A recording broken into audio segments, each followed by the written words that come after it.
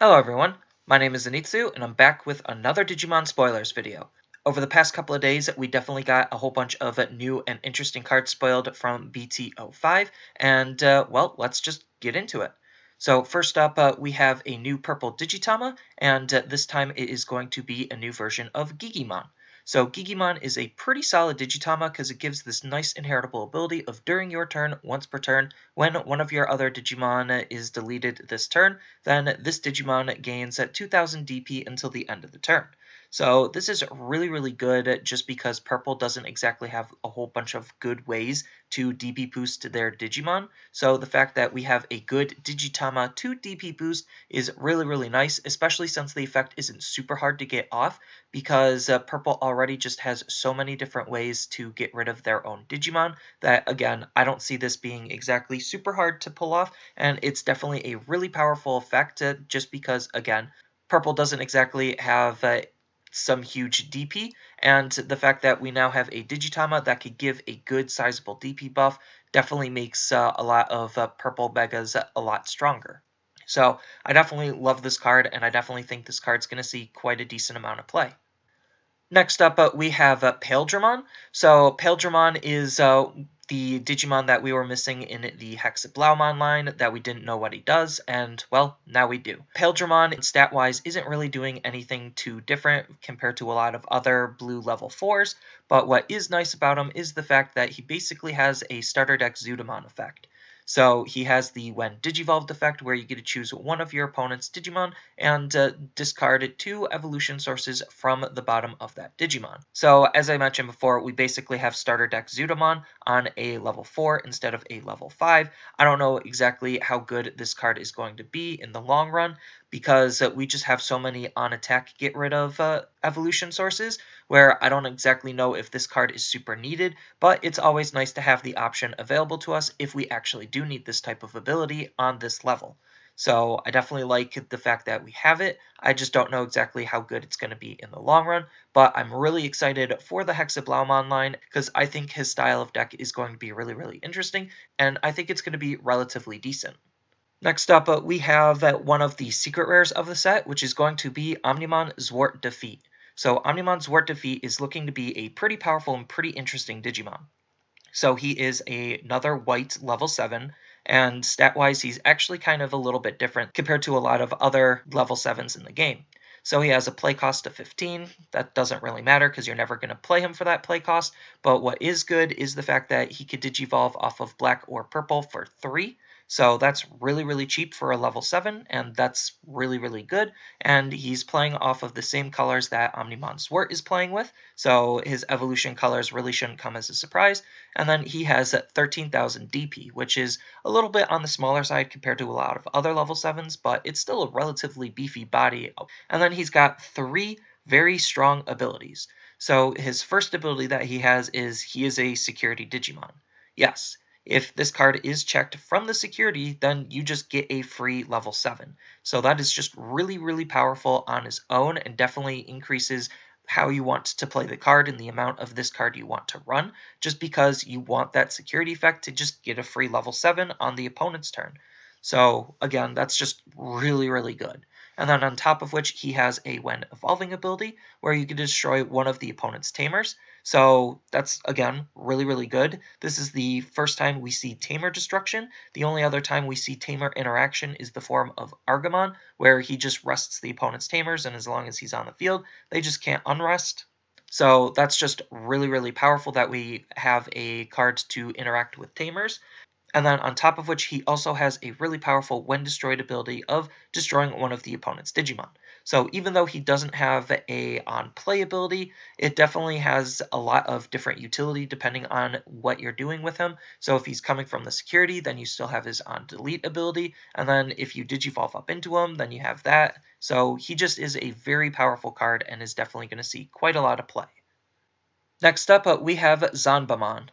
So Zombomon is a pretty interesting Digimon because he is a level 6 purple Digimon with an evolution cost of 2. So we haven't really seen a whole lot of megas with a evolution cost of 2, let alone in purple. I think the only time we've ever seen them have that is on Boltmon, and he's a vanilla, but he just natively has the retaliation ability, just because it makes him very, very threatening for any of the opponent's Digimon, and it really warrants the opponent needing to have some form of removal if they want to effectively get rid of this Digimon without losing one of their own.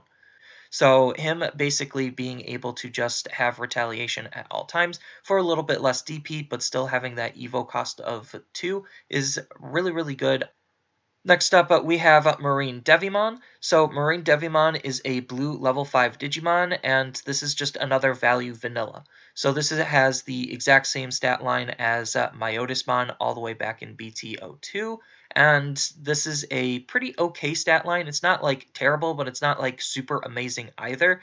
But the fact that we just have another value vanilla as a different option in case we want this stat line is always nice, just because, you know, having options and availability of different types of cards is always a good thing. Next up, we have Garuru Canon. So Garuru Canon is a blue option card, and it's looking to be a pretty decent blue option card.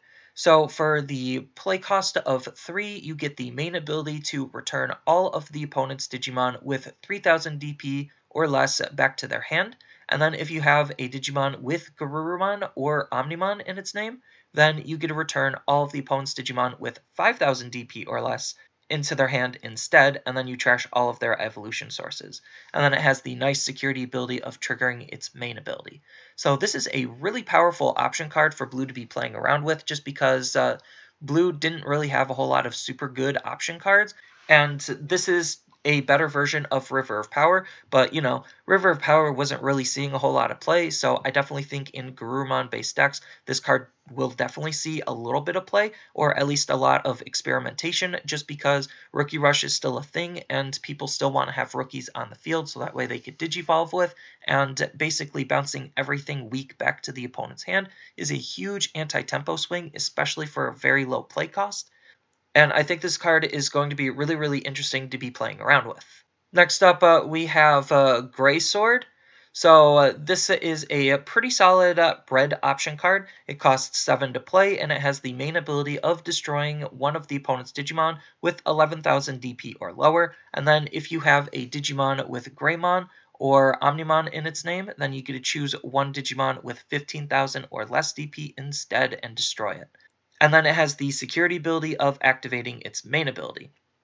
So this is really, really powerful because this is basically almost equivalent to a Gaia Force. It's not exactly quite as good as Gaia Force, because Gaia Force doesn't need anything to just make it good. And if you want to be able to delete stuff like Omnimon, then you need to have an Omnimon of your own out or a Greymon of your own out, and sometimes that could be a little bit hard to keep around. And then on top of which, if the opponent is attacking and it's their turn, and they flip this card in the security and their Digimon is over 1500 DP, then that just kind of feels a little bit bad. Even at max power, this card won't be able to clear something like that. So I definitely think while this card is really, really good and has a lot of comparison to Gaia Force, it's just still not as good as Gaia Force.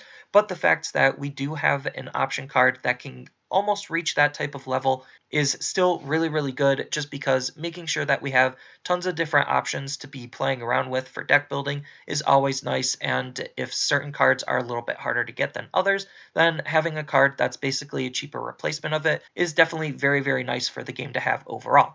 Next up, we have Royal Nuts. So Royal Nuts is a green option card that costs 1 with the main ability of being able to check the top 5 cards of your deck and add 1 Digimon with the Digisorption ability among them to your hand, and then the rest to go to the bottom in any order. And then the security effect is adding this card to your hand, so that way you're always able to try to use it. So I'm pretty interested on why this card kind of exists, because green already has a whole bunch of Digimon to just try to help search out their other Digimon. But I guess this card's really nice in like the niche scenario where you are sitting on 0 memory and then you need something to end your turn and not give your opponent a whole bunch of memory, and this is a really good option card to play that does that. Except, again, green has some really cheap evolution costs, so they could just evolve into something, really cheap to put your opponent at as low of memory as possible. So I'm really curious on like what this card's actually going to be doing when it comes out and how people are going to be playing it, but I'm not super thrilled on the card, and I don't exactly see the card seeing a whole lot of play, but who knows, this card actually could be secretly insane and we all just don't know it. And then the last card that we got shown over the past couple days is going to be Omnimon X Antibody. So this is the first X Antibody Digimon we have in the game, and it's definitely a really powerful and really interesting Digimon. So stat-wise, he's doing all of the exact same things as the base Omnimon, so nothing really too special to talk about there. But what is really special is his abilities. So first, he has the ability where he could digivolve off of any Omnimon for 3 memory. So this is just really, really powerful because if your Omnimon just isn't really doing anything or it already used its abilities, then just refreshing and having a new Omnimon that's even more powerful, that has some really powerful abilities of his own, is definitely one huge application of the card. So there's just so many different Omnimons that he could digivolve off of, especially with Omnimonzwarte Defeat, as we saw earlier, where he's just a security Digimon, so potentially if he's the first card checked in the security and you just have X Antibody in your hand, then you could just digivolve straight up into X Antibody, and that's absolutely insane to think of in an Omnimon-based deck. So I think this card's already just really, really strong just on that ability alone, but it gets even better. So he also has a on attack ability where you can destroy one of your opponent's Digimon that's equal or lower DP than this Digimon. So he already has 15,000 naturally, so he already can clear almost every single mega in the game, on top of which if you DP boost him even further, then he for sure can kill almost every mega in the game. And that's just a really, really powerful ability to have. And then on top of all of that, he even has another really powerful ability that triggers on the opponent's turn, where when one of the opponent's Digimon is attacking, you can discard 2 evolution sources from this card to end that battle. So ending the battle basically is almost the same thing as nullifying the attack, because it's like they start the attack and then it would go into damage and then it would end the battle. So this is just skipping the damage part and their Digimon just stays rested and nothing really happens. So yes, this does need 2 evolution sources to trigger, but considering we have cards that just can start adding cards into the evolution source now, means that you could utilize this ability in a whole bunch of ways.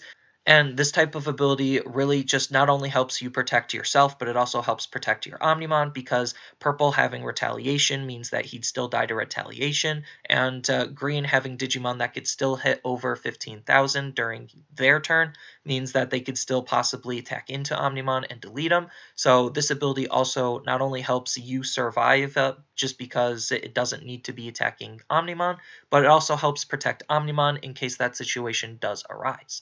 So this card is overall just a very fantastic card. This card is 100% going to be seeing a lot of play, and this card is absolutely insane and is just super, super powerful. I don't know exactly if his when attacking ability is going to be super oppressive. It already seems super oppressive just because recurring removal is already really, really good. Especially if you could get this card out very, very quickly, then this is just going to be a very, very powerful card to be playing around with. So that's all of the spoilers that we got over the past couple of days, and we got some really, really powerful cards, and I'm definitely super excited to see how this shakeup in the meta is going to be going. But with no tournaments really happening in Japan currently because they are on lockdown, it's going to be interesting to see how their meta unfolds and how things are going to be shaping up, especially when we get it over in English. So that's all I really have for this video. As always, feel free to tell me your thoughts down in the comments below. And as always, don't forget to like, share, and subscribe for more content. And I'll see you in the next video.